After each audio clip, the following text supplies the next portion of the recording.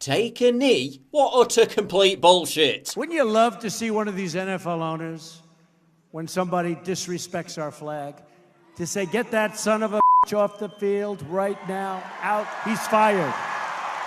He's fired! Donald Trump's dividing the country. Yeah, quick fact check. Donald Trump didn't start Take a Knee. Colin Kaepernick did. Months before Donald Trump was even elected. Kaepernick did it as a pro-Black Lives Matter stunt to draw attention to cops murdering African Americans. A narrative that's been completely debunked, given that white people are more likely to be shot dead by cops, despite black people committing more violent crimes. This new incarnation of Take a Knee isn't about protesting police murders of black people. There haven't even been any high-profile cases of that for months. It isn't about patriotism. It isn't about free speech. It's just the latest manifestation of mass hysteria and Trump derangement syndrome. Isn't it an amazing coincidence that the three most prominent personalities who popularized this new round of Take a Knee after Trump's comments all campaigned for Hillary Clinton? Steph Curry, LeBron James, Pharrell Williams. Oh, but I'm sure it's about patriotism. I'm sure it's about police brutality.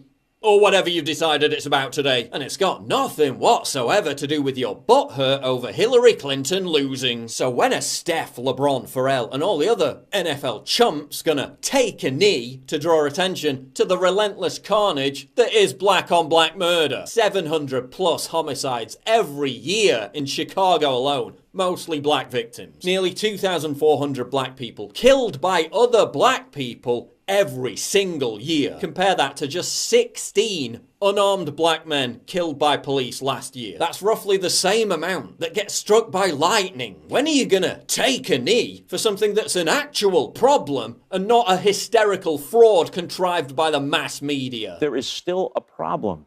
And that problem of police brutality specifically is real, it's true, it's urgent. Yeah, I'm more concerned about the problem of NFL thug brutality. Maybe they all hate the police so much because the cops are the only ones stopping them from beating up their own wives and girlfriends. Let's do another fact check. Moral high ground. No, you still don't have it. You're taking a knee as part of your temper tantrum over Trump being an autocrat, a dictator. While the idiot that started all this literally wears t-shirts of and praises an actual dictator. Oh, but the NFL really cares about free speech. That'll be why they threatened to fine players for wanting to honour 9/11 victims. But if Colin Kaepernick wants to wear socks depicting police officers as pigs, that's just fine. Yeah, you do realise you wouldn't even be able to have an NFL if it wasn't for the thousands of police officers that provide security for it every single weekend. The NFL really supports players' free speech. Unless they want to criticise a ref or dance in the end zone. The NBA really cares about free speech too, which is why they banned Donald Sterling for life and fined him $2.5 million over a private conversation. ESPN definitely cares about free speech, which is why they fired Kurt Schilling for sharing a meme on Facebook. Oh yeah, and CNN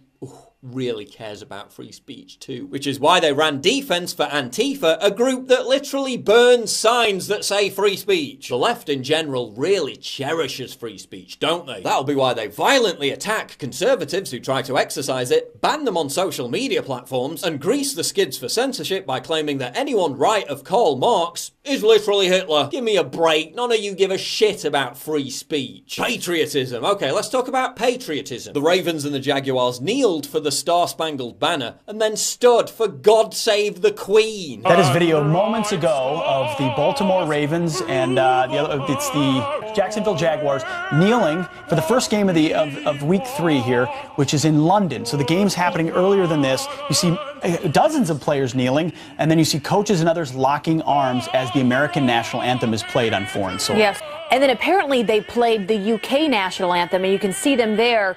They're not kneeling, they're standing.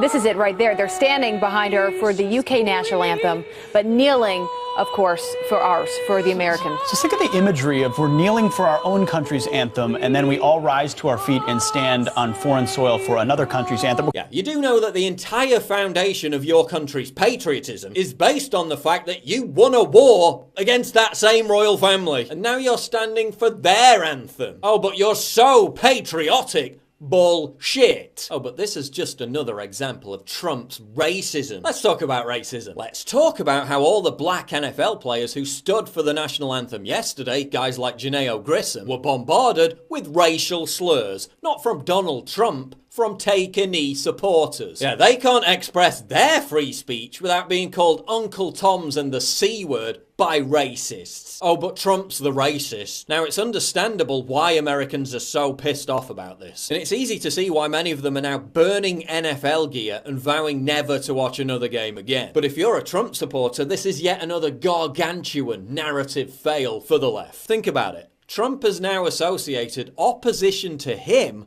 with hatred of America and disrespect of the anthem and the flag. As Joe Scarborough, hardly a fan of Trump, tweeted, "This may be unpopular, but it's a political reality. Every NFL player refusing to stand for the national anthem helps Trump politically." So well done for falling for that one, idiots. Real Americans don't give a shit about whiny, privileged, multimillionaire brats and their tedious, tiresome virtue signaling. NFL ratings are already down 10% on Sunday alone, the lowest of the season. Even fans in liberal areas like Boston and DC booed their own players. No one's buying your vacuous excuses about patriotism, police brutality, or free speech. We know this is just yet another manifestation of your anti-Trump election butthurt. And yeah, it's your right to do it, just as it's my right to call you a bunch of hysterical fucking idiots. And what was the most powerful image to come out of all this? It wasn't any of the morons who took a knee or the Steelers players who hid in their locker room. It was Alejandro Villanueva, US Army veteran, who stood alone,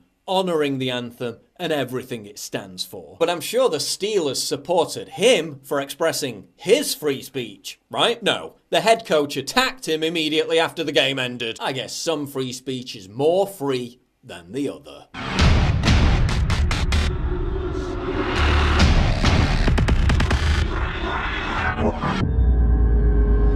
Please click the big red button to subscribe. It really helps me when you do that. And click the bell to allow notifications so you never miss a new video.